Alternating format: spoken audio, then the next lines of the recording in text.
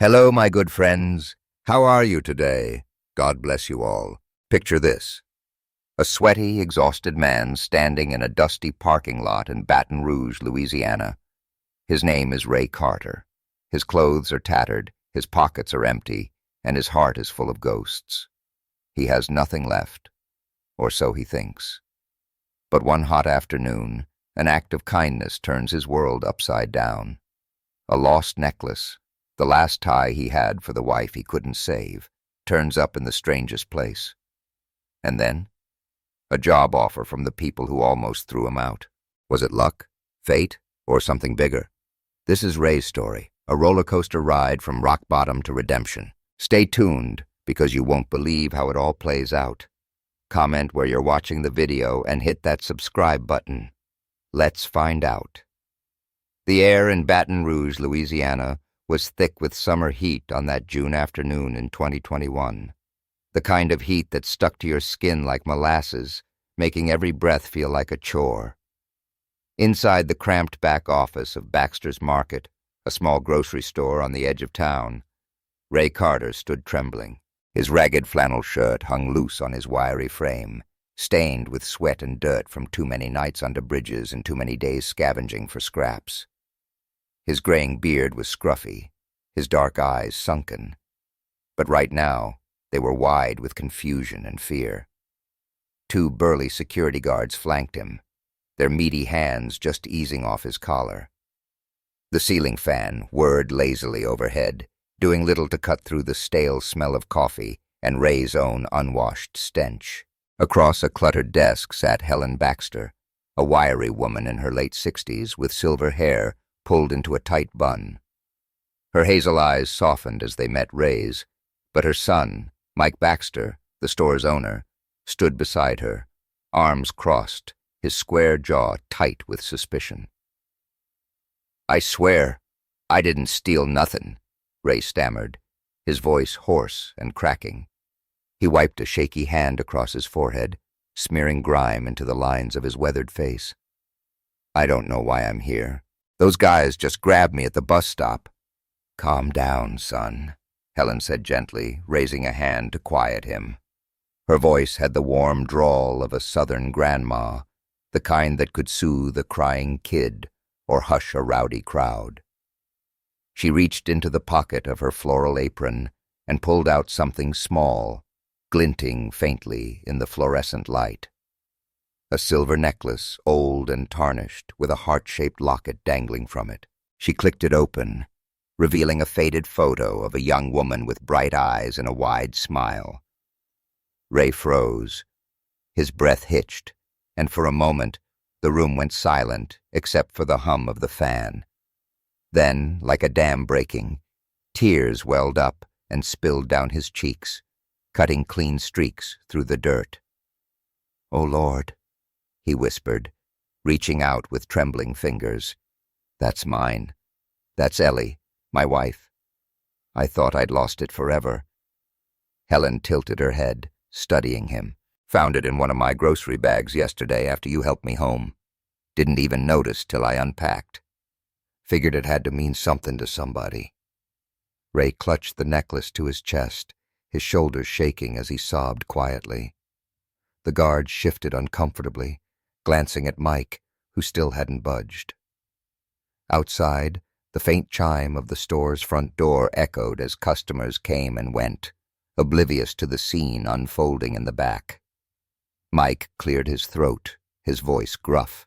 "Look, Mom, I get it. He's got a sob story, but we've had enough trouble with folks like him hanging around, taking stuff. How do we know he's not playing us?" Helen shot her son a look that could have stopped a freight train. "Michael James Baxter, you hush.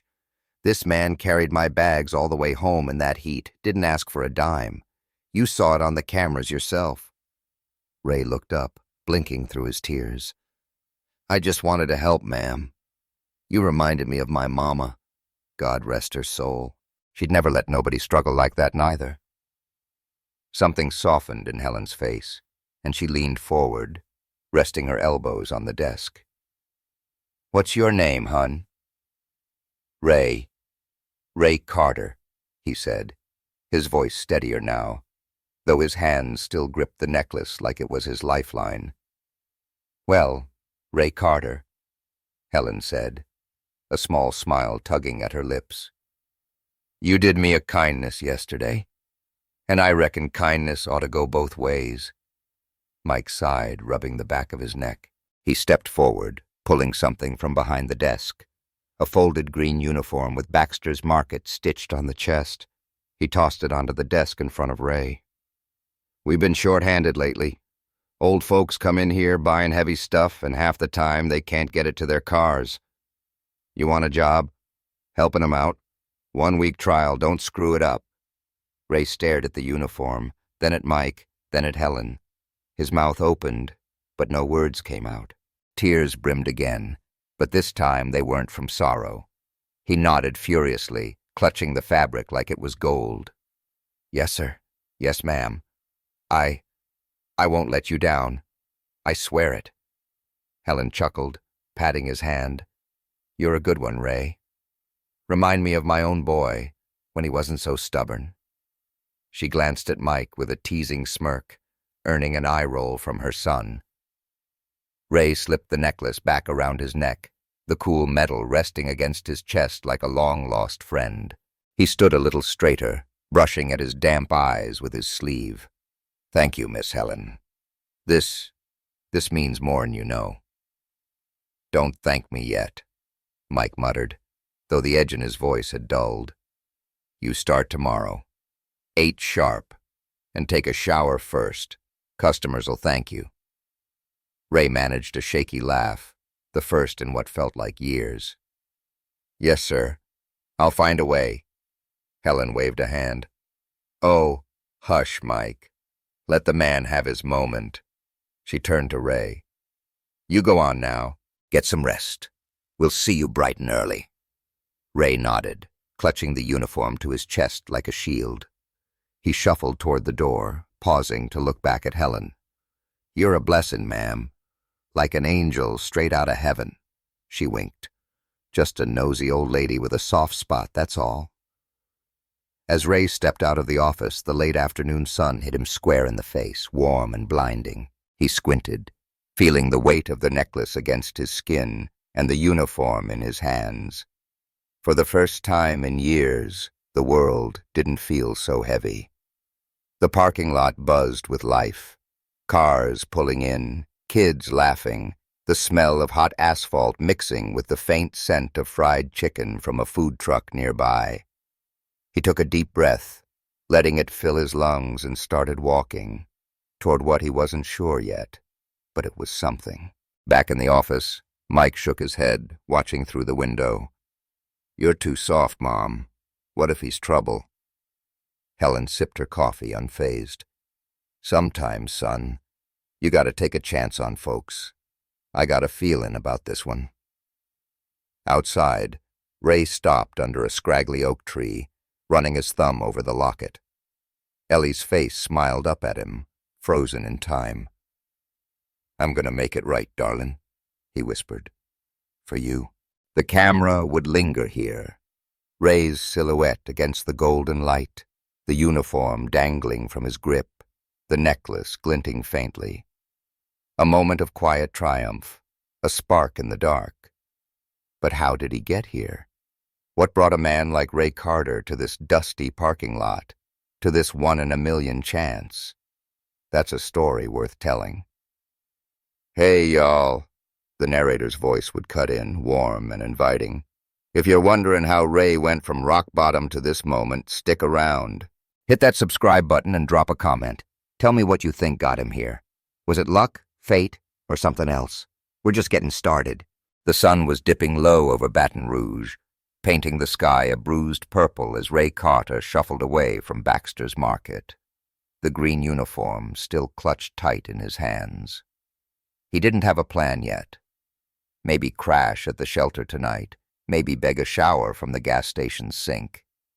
But for the first time in years, he felt a flicker of something. Not hope. Not quite, but a whisper of it, a whisper of...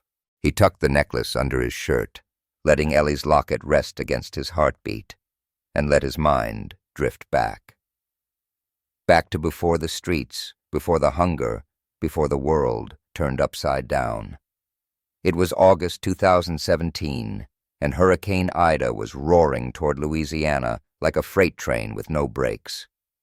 Ray and Ellie Carter lived in a modest shotgun house on the edge of the Red Stick River, a place they'd patched up with love and elbow grease over 15 years.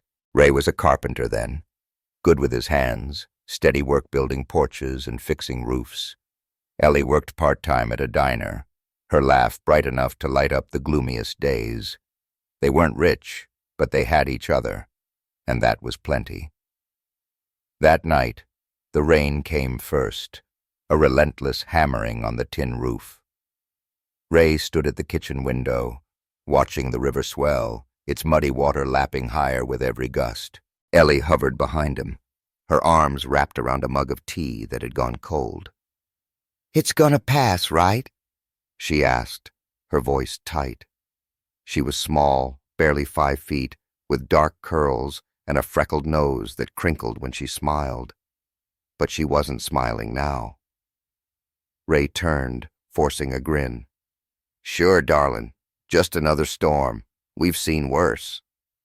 He didn't believe it, but he'd say anything to ease that worry in her eyes. By midnight, the power was out, and the wind screamed through the cracks in the walls. Water seeped under the door, cold and brown, pooling around their feet. Ray grabbed Ellie's hand, pulling her toward the attic. "We gotta get higher. Come on." He'd rigged a rickety ladder from scrap wood earlier that day, praying it'd hold. The house groaned as they climbed, the flood rising fast behind them. At the attic hatch, Ellie slipped, her foot catching on a rung. Ray lunged, grabbing her wrist. "I got you!" he yelled over the roar of the storm, her eyes locked on his, wide with terror. "Ray, don't let go!" she screamed, her nails digging into his skin. "I won't. Never!" he shouted back, hauling her up. They made it to the roof, clinging to the shingles as the world drowned below. The rain stung like needles, and the wind tore at their clothes. Ray held Ellie tight, her body trembling against his. "We're gonna make it," he kept saying, more to himself than her. "We're gonna make it." But the river didn't care. A surge of water slammed the house, and the roof buckled. Ellie slipped from his grip, her scream swallowed by the chaos as she fell into the black flood. Ray lunged after her, clawing at the shingles, but his fingers caught nothing but air. He scrambled to the edge, shouting her name until his throat burned, until the current dragged her under and out of sight. He didn't know how he survived. Hours later, half dead and clinging to a splintered oak, Ray washed up on a muddy bank. Search crews found Ellie's body 2 days after that, tangled in debris a mile downstream. Ray buried her in a cheap pine box, the necklace with her picture the only thing he kept. The house was gone, his tools washed away, his life swept off like dust in the wind. After that, Ray broke. Jobs dried up. Nobody wanted a carpenter who flinched at every raindrop. He stopped shaving, stopped eating right, stopped caring. The streets took him in, a slow spiral of shelters and sidewalks. He slept under the I-10 overpass, the rumble of trucks overhead his only lullaby. He scavenged from dumpsters behind Baxter's Market, the irony lost on him that Ellie used to shop there, chatting up the cashiers like old friends. Days blurred into months, then years. Ray's hands, once steady with a hammer, shook as he begged for change in parking lots. "Spare $1?" he'd mumble, his voice flat. Most folks ignored him, their eyes sliding past like he was a ghost. One guy in a pickup truck rolled down his window once, barking, "Get a damn job, you bum!" Ray just stared at the asphalt. "Tried that," he muttered. "Ain't nobody hiring a wreck like me." The necklace stayed with him, though. He'd sit for hours under flickering streetlights, running his thumb over Ellie's photo, whispering to her like she could hear. "Why'd you leave me, darling? What am I supposed to do now? God got an earful, too. Ray hadn't set foot in a church since the funeral, but he argued with the sky plenty. You took her. You took everything. What's the point? By June 2021, Ray was a shadow of himself, 45 going on 70. His ribs poked through his shirt, his boots were held together with duct tape, and his pockets jingled with a few dimes he'd scrounged from a fountain. That afternoon, the heat was brutal, the kind that made the air shimmer over the blacktop. Ray trudged toward Baxter's Market, figuring he'd hide out in the parking lot's shade. Cars buzzed in and out, kids whined for ice cream, and shoppers hauled bags to their trunks. Ray kept his head down, sidling up to folks as they passed. "Got any change?" he'd ask, holding out a cracked palm. A few tossed coins his way, but most pretended he wasn't there. It stung every time. Their blank stares, the way they hurried off like he was contagious. "Guess I'm invisible," he muttered once, kicking a pebble across the lot. He blamed God for that, too. "You happy now? Turned me into nothing." Exhausted, he slumped against a concrete divider, the heat baking his back. His stomach growled, a hollow ache he'd gotten used to. He fished the dimes from his pocket. 3 of them. Enough for a day-old bun from the discount rack if he was lucky. "Dinner's on me tonight," he said to nobody, forcing a bitter chuckle. Ray leaned his head back, closing his eyes. Sleep tugged at him, a brief escape from the grind. He was almost out when a sound jolted him awake, metal scraping pavement, sharp and close. He squinted, lifting his head. A few yards off, an older woman wrestled with a shopping cart, its wheels wobbling as she tried to unload heavy bags. Her silver hair glinted in the sun, and her thin arms shook under the weight. Ray watched for a second, something stirring in his chest. She looked like his mama, same stubborn set to her jaw, same way of soldiering on no matter what. He couldn't just sit there. Not this time. Pushing off the ground, he staggered to his feet, brushing dirt from his jeans. His legs wobbled, but he made it over, the heat forgotten. "Ma'am," he called, his voice rough. "You need a hand?" She turned, startled, and Ray saw her eyes, kind but wary. He didn't blame her. He knew what he looked like, but he wasn't walking away. Not yet. "Hey, y'all," the narrator cut in, upbeat and smooth. "Ray's hit rock bottom, but something's about to shift. Will this be his turning point, or just another dead end? Hit subscribe and drop a comment. What do you think Ray's gonna do next? Stick around for part 3. The parking lot of Baxter's Market shimmered under the Louisiana sun, heat waves dancing off the asphalt like a mirage. Ray Carter stood there, swaying slightly, his patched-up boots scuffing the ground as he faced the older woman with the wobbly cart. She squinted at him, clutching her purse a little tighter, her floral apron fluttering in the faint breeze. Up close, she had the kind of face that had seen hard years but still held a spark. Deep lines around her eyes, a stubborn tilt to her chin. Ray's throat felt dry as sandpaper, but he forced the words out. "Ma'am, you look like you're struggling. Can I help with them bags?" He gestured at the cart, overflowing with potatoes, canned goods, and a gallon of milk that looked ready to tip. "I ain't asking for nothing. Just want to lend a hand." She hesitated, sizing him up. Ray knew what she saw, a scarecrow of a man, reeking of sweat and desperation, his flannel shirt more holes than fabric. But then her gaze softened, landing on his outstretched hand, trembling but steady enough. "You sure, hon?" she said, her voice carrying that slow southern lilt. "I ain't got cash to spare. Spent my last dime in there." Ray managed a small, crooked smile, the first real one in months. "Don't need no money, ma'am. You remind me of my mama. She'd tan my hide if I let you haul all this alone." Her lips twitched almost a smile, and she nodded. "Well, all right then.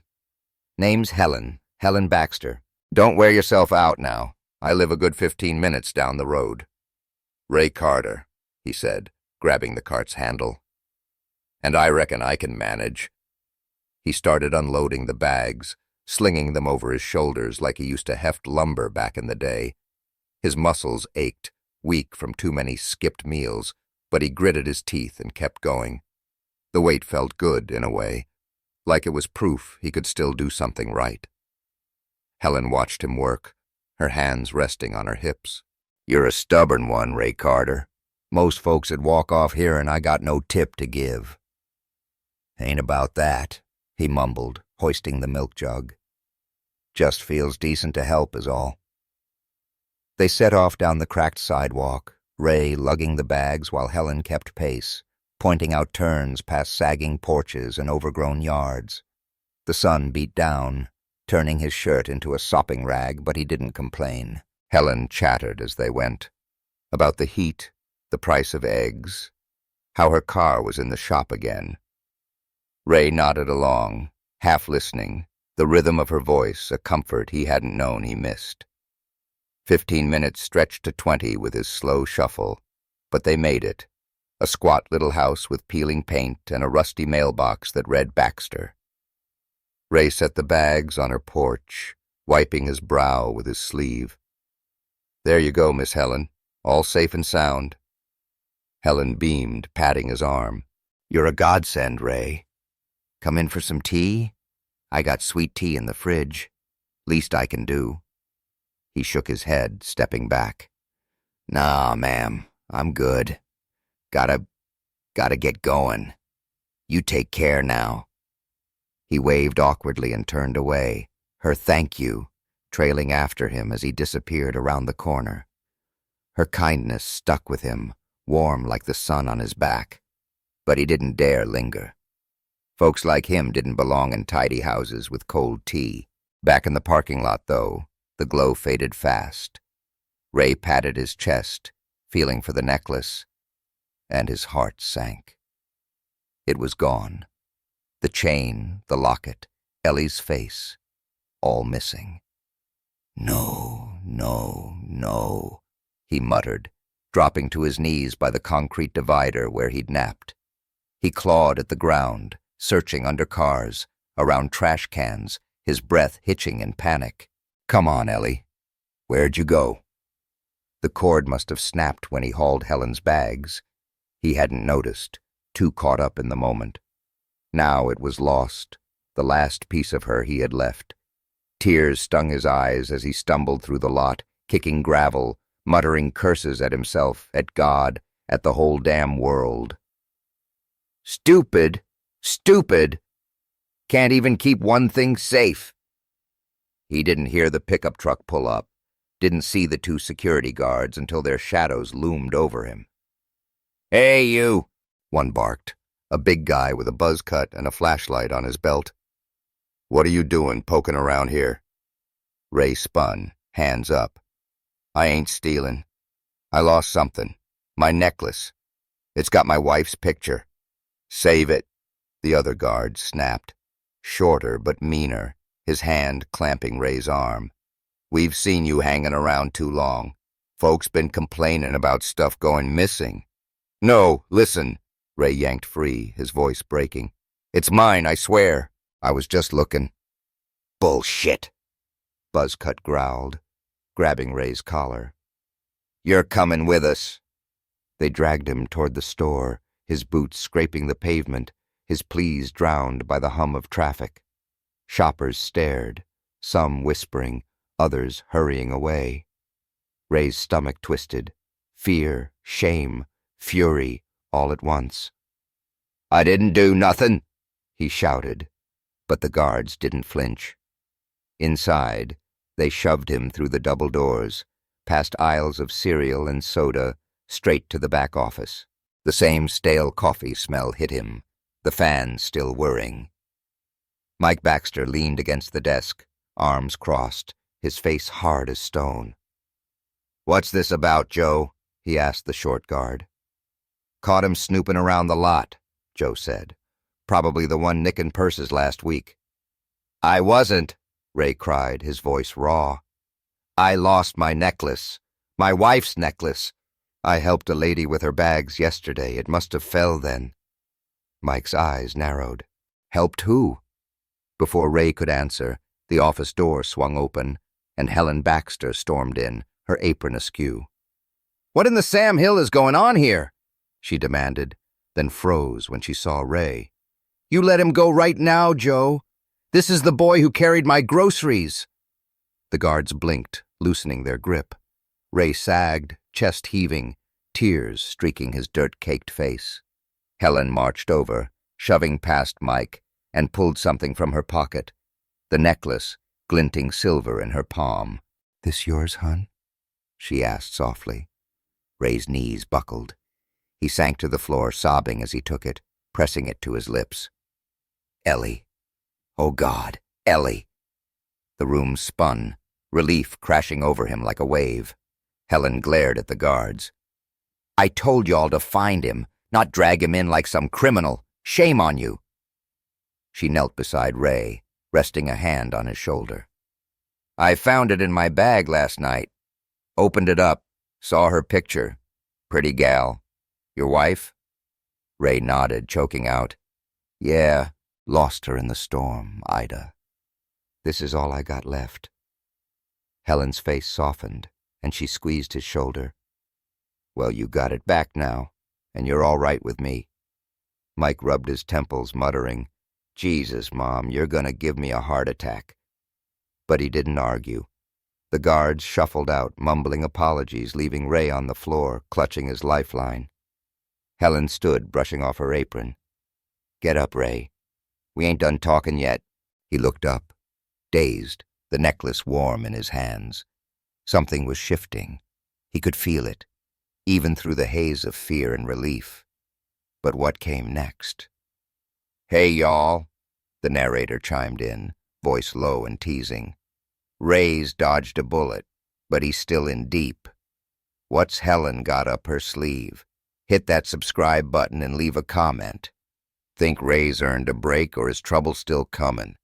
Part 4's gonna blow your mind. Don't miss it." Ray Carter sat on the floor of the Baxter's market office, his knees drawn up, the necklace cradled in his palms like a fragile bird. The silver locket gleamed under the flickering fluorescent light. Ellie's faded photo staring back at him, her bright eyes, her crooked smile. He traced the edges with his thumb, still shaky from the chaos of the last hour. Helen Baxter stood over him, her hands on her hips, her hazel eyes sharp but kind. Mike lingered by the desk, arms crossed, his skepticism simmering but quieter now. The guards were gone, the air heavy with coffee and tension. "All right, hun. Up you go," Helen said, offering a hand. Her grip was firm for a woman her age, pulling Ray to his feet with a no-nonsense tug. He stumbled upright, brushing dirt off his jeans, the necklace dangling from his fingers. "Sorry about all that mess," she added, shooting a glare at Mike. "Some folks don't know how to listen." Mike snorted, leaning back. "Mom, I told him to find him, not play cops and robbers. But you can't blame me for being careful. Store's had enough trouble." Ray swallowed, his throat raw. "I get it, sir. I know what I look like. Ain't nobody's fault but mine." Helen waved a hand, cutting him off. "Hush that talk. You're no thief, Ray Carter, and I'll vouch for you myself. Now tell me about this gal in the locket. She's got a face I'd remember." Ray hesitated, then slipped the chain back around his neck, the weight settling against his chest. "Ellie," he said, voice low. "My wife. Lost her when Ida hit in 17. Water took her right out of my arms. Been 4 years, but feels like yesterday." Helen's face softened, and she sank into the chair behind the desk, motioning Ray to sit across from her. He did, the vinyl creaking under him. "Lord, that's a hard road," she said. "I remember Ida. Whole town turned upside down. Lost a cousin myself out near the river." "Yeah," Ray murmured, staring at his hands. "Lost everything. House, job, her. Ain't been right since. Just been driftin'. Mike shifted, his boots scuffing the floor. Wait a sec. Ellie Carter? Short gal? Curly hair? Used to come in here with a big old grin, tipping the cashiers even when she bought nothing but bread? Ray's head snapped up, eyes wide. You knew her. Not me, Mike said, nodding at Helen. Mom did. She's the one who'd chat her up. Helen's lips curved, a sad little smile. Ellie, huh? Sweet thing. Always asking after my grandkids. Bringing me pecans from that tree y'all had. I saw her picture in that locket last night and thought, well, ain't that the gal from the diner? Ray's chest tightened, a lump rising in his throat. That's her. Loved this place. Said your sweet tea was better'n anybody's. Helen chuckled, then leaned forward, her voice dropping. Ray, I don't reckon it's chance that necklace ended up in my bag. Maybe Ellie's looking out for you still. He blinked, tears prickling again. I'd like to think that, ma'am. Been mad at God a long time, but maybe. Mike cleared his throat, breaking the moment. All right, Mom. You've made your point. But what's this got to do with him now? He jerked a thumb at Ray. Helen stood brushing off her apron. Everything, Michael. Ray helped me yesterday. Carried my bags in that heat when nobody else bothered, and I found that necklace cause of it. That's a sign if I ever saw one. She turned to Ray. You ever work retail, hun? Ray frowned, caught off guard. No, ma'am. I was a carpenter for the storm. Built houses, fixed stuff. Close enough, she said, decisive. Mike, you're always griping about losing customers 'cause the old folks can't carry their groceries. Ray's strong. He's kind. Give him a shot. Mike groaned, rubbing his temples. Mom, we've been over this. I can't just hire some guy off the street. Why not? Helen snapped. You hired that punk kid last month who quit after 2 days. Ray's got more grit in his pinky than that boy had in his whole body. Ray sat straighter, hope flickering. I'd work hard, sir. I swear it. Ain't looking for handouts. Just a chance. Mike studied him, eyes narrowing. Then he sighed, pulling a green uniform from a drawer. Fine. 1 week trial. You help the old-timers with their bags, keep the lot clean. $8 an hour to start. Don't make me regret this. Ray's jaw dropped, and he grabbed the uniform like it was a lifeline. Yes, sir. You won't. I'll be here tomorrow, 8 sharp. Showered, Mike added, smirking. No offense, man, but you smell like a dumpster. Ray laughed, a real raspy laugh that surprised even him. Fair enough. I'll figure it out. Helen clapped her hands. That's settled then. Now, Ray, you go get some rest. Big day tomorrow. He nodded, standing, the uniform tucked under his arm. Thank you, Miss Helen. Mr. Mike, this means everything. He shuffled out, the bell jingling as he stepped into the dusk, the air cooler now, tinged with the scent of magnolias. The next morning, Ray showed up scrubbed clean, courtesy of a truck stop sink and a borrowed bar of soap, his hair combed back, the uniform hanging loose but proud. Lucy, a perky cashier with a blonde ponytail, grinned when she saw him. Well, look at you. Mike said we got a new guy. Didn't expect a glow-up. Ray blushed, scratching his neck. Just trying to keep up, ma'am. Call me Lucy, she said, handing him a broom. Start with the lot. Old man Tucker's coming in soon. He's a grump, but he tips if you haul his beer. Ray got to work, sweeping cigarette butts and stray wrappers, the sun warming his back. When Tucker rolled up, an ornery geezer with a cane and a scowl, Ray hefted his case of Bud Light without a word. Where to, sir? He asked.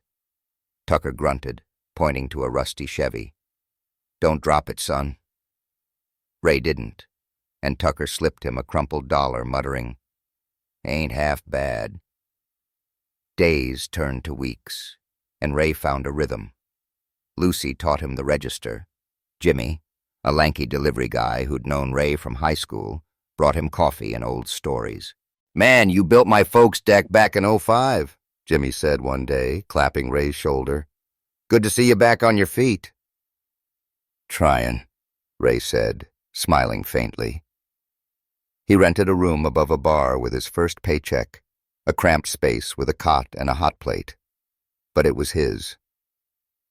Sundays, he started hitting the little Baptist church off Main, sitting in the back, mouthing hymns he'd forgotten. One night, alone in the park, he held the necklace and whispered, "You were right, Ellie. I can't give up." One slow afternoon, Helen found him stacking carts. "Ray, you're a keeper," she said. "Mike's too stubborn to admit it, but business is up since you started." "Really?" Ray asked, surprised. "Yep. Old folks love you. Tucker even smiled last week. Miracle of miracles." She paused, then added, "Why don't you come over Sunday? Me, Mike, Lucy, Jimmy. We'll do tea and cornbread. Like family." Ray's throat tightened. "I'd like that, Miss Helen. Feels like I got one again." Sunday came, and there he was, sitting on Helen's porch, a glass of sweet tea in hand, laughter ringing out as Jimmy told dumb jokes, and Lucy swatted him with a napkin. Helen watched, her eyes crinkling, and Ray caught her gaze. "You're like my mama, too," he said quietly. "Her name was Helen, you know." She patted his hand. "And you're like my boy, Ray. A fighter." The sun set slow, painting the sky gold, and Ray leaned back, Ellie's necklace warm against his skin. He wasn't whole yet, but he was healing, one kind act at a time. "Hey, y'all," the narrator cut in, voice rich and warm. "Ray's found his footing, and ain't that something? If this story hit you in the feels, smash that subscribe button and drop a comment. What's your takeaway from Ray's journey? Share it with a friend who needs some hope. Thanks for riding along. See you next time."